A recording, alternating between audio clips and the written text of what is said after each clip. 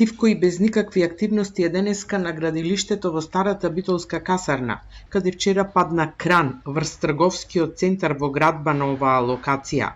Големата машина се уште не е отстранета, а првичните проценки се дека оваа хаварија се случи поради нестручно ракување или невнимание.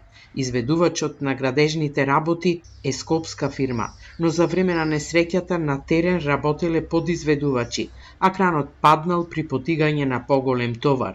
Градежна и трудова инспекција, полицијата и обвинителството извршија увид на местото и се проверува целокупната документација на градежната фирма, а се утврдуваат и точните причини како паднал кранот.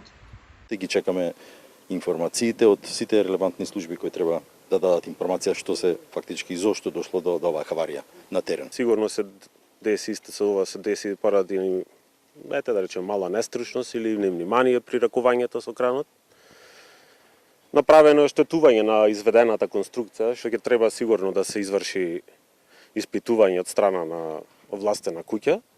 То ние сигурно ќе го побараме. Од страна на техничка документација, самиот објект си има валидна дозвола, си има пријавено почеток на градба. Сега се работи за подизведувач, понатаму ќе видим. Овој немил настан на градилиштето во старата касарна во Битола се случи вчера околу 14 часот, иако првично до полицијата било пријавено дека има повредени во несреќата. Сепак при увидот на терен беше констатирано дека ниту еден работник не побарал лекарска помош, но предизвикана е значителна материјална штета.